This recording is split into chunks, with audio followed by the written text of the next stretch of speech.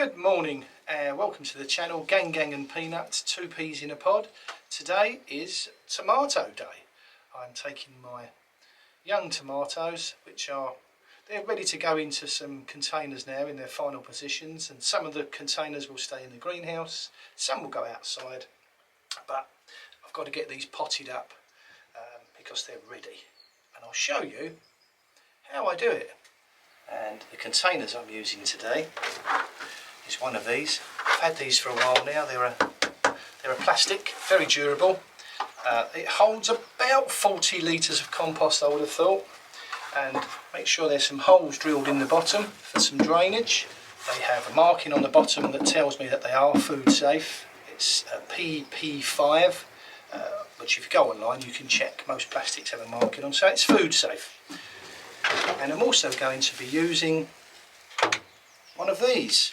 And if you're not sure or familiar with these are tomato halos. And I've been using these for a number of years, and I find they've been very successful for me.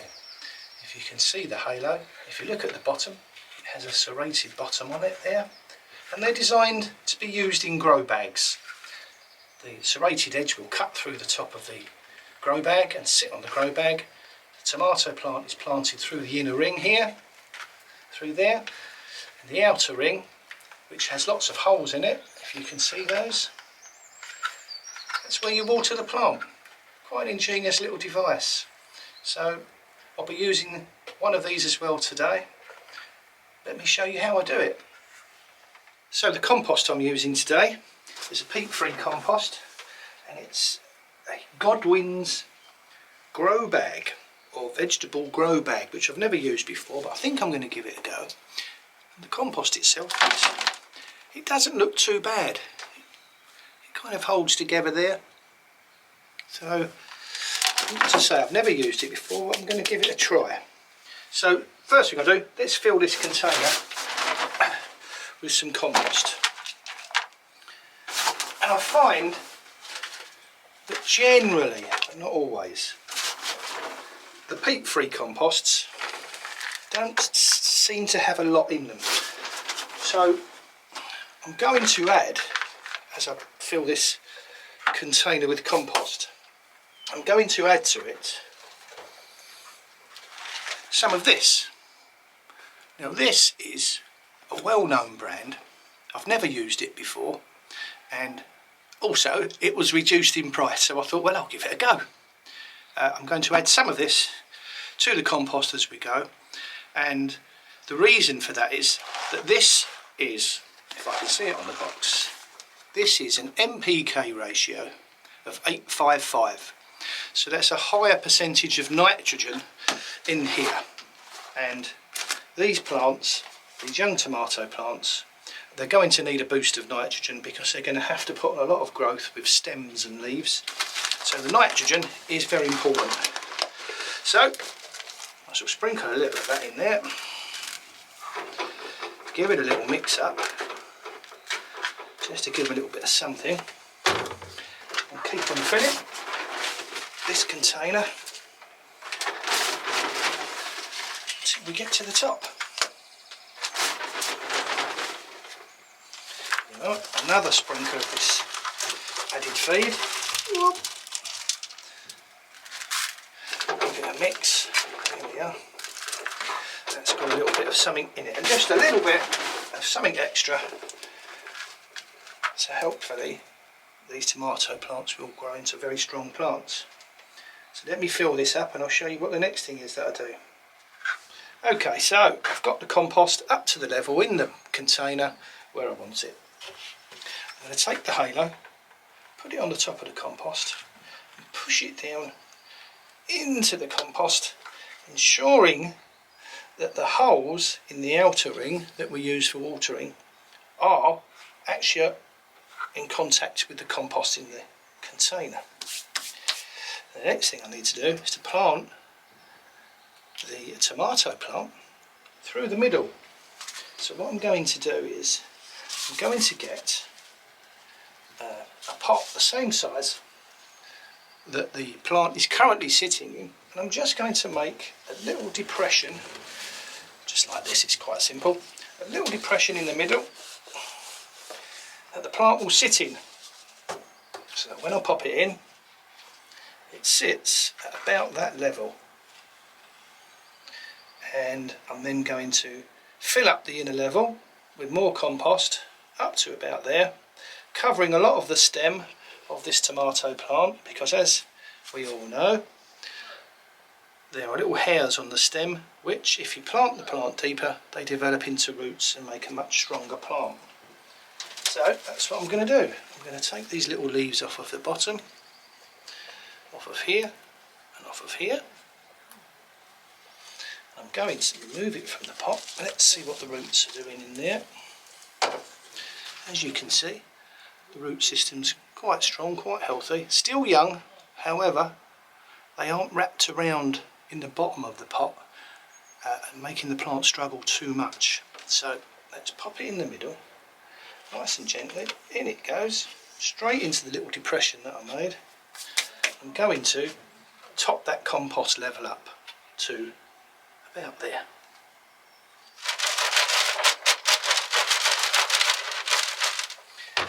So I'm going to top the compost up in here, and I'm going to use compost that I've riddled.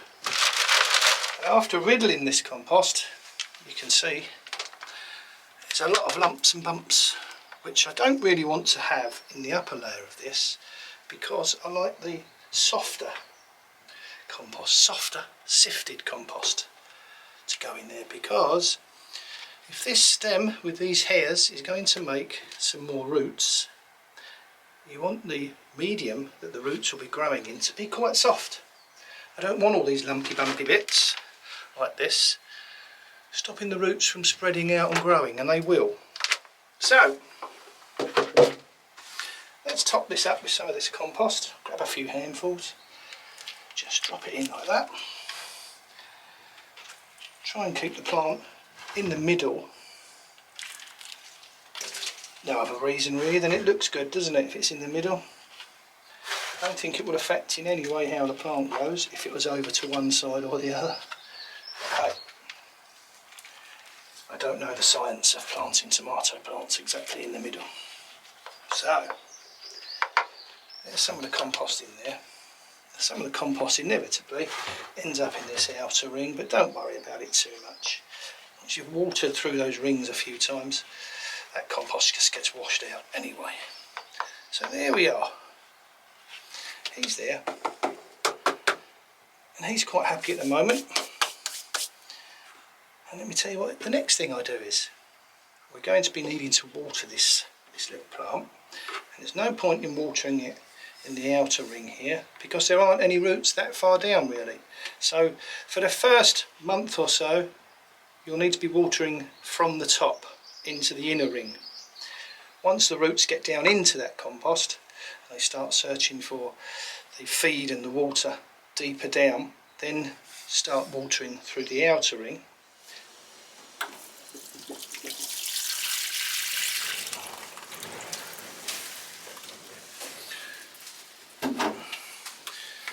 There we go. So he's watered, that'll seep through, and this little fella should start growing on upwards and sending the roots down so that he can pick up some of that feed in there and start becoming a strong and hopefully a plant that's going to give us lots of really lovely tomatoes this summer. The last thing I like to do is around the edge, around this outer rim, I like to sow some of this. This is basil, or basil if you're our American cousins from across the pond. And the reason I like to sow some basil around the outside is that it's a very good companion plant for tomatoes. Basil and tomatoes in the kitchen as well, pesto sauce and tomatoes, and the basil is supposed to be helpful with the aroma that it gives off, deterring various insects, among them whitefly. And in the greenhouse in the summer, whitefly can be flying around and causing problems. So if the basil helps, the aroma comes up, it keeps the whitefly away from my tomatoes. Let's give it a try. And it's also a bonus crop. Let's do that then.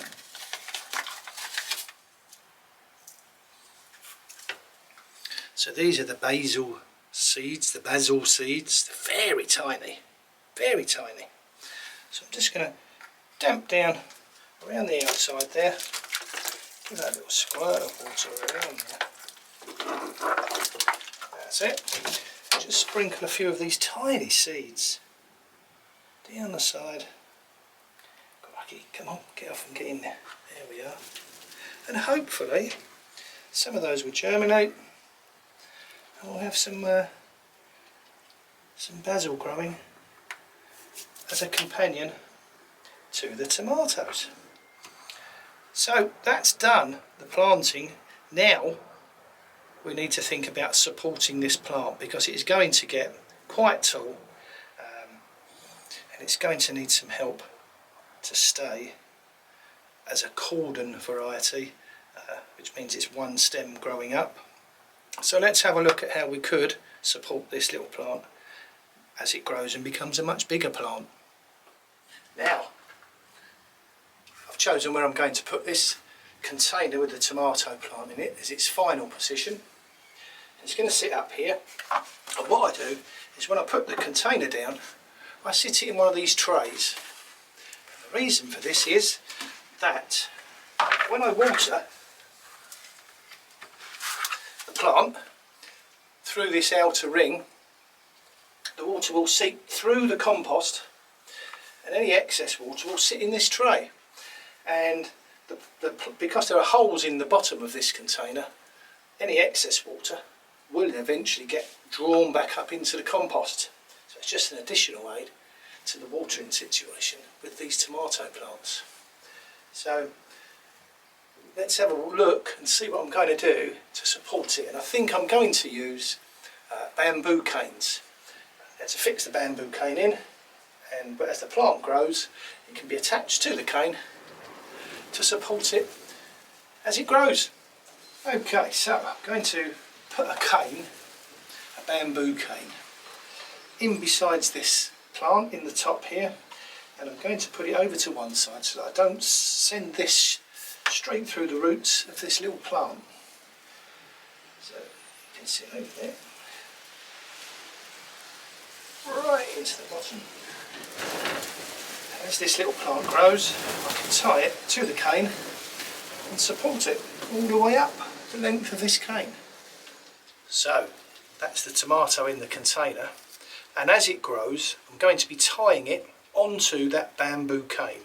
And there's a few different things you could use. You could use twine, or you could use these wire things, or what I like to use are these. They're little wire rings and they're specifically made to attach to the bamboo cane and to the plant and hold it onto the bamboo cane as it grows up. And now, because this variety of tomato I've planted is an indeterminate variety, it'll probably grow right up and across the ceiling until I either pinch out the growing tip, or later on in the year when the cold weather comes in the autumn, the plant will die off. However, we don't know what the weather's going to be like. It could be keep growing until October, maybe even into November, but we'll see. What I usually do is after 6 or 7 trusses of fruit have set, I normally pinch out the growing top. So that's how I like to do it. And as ever, remember, what I do is not necessarily the right way. It's certainly not the only way.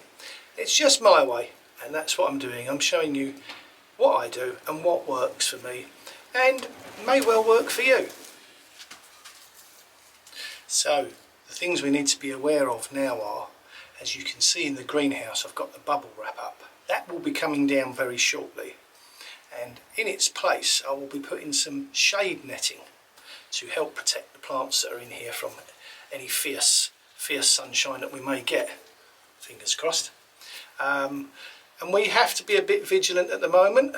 We have to make sure we water them properly, because otherwise it can cause the plant to get stressed. If the plant dries out, especially when it's in fruit, it dries out and then you water it and it uptakes a lot of water, and the fruits can start to split open, and that gives an opportunity for diseases to get into the fruit, and nobody wants a tomato that looks diseased and blackened.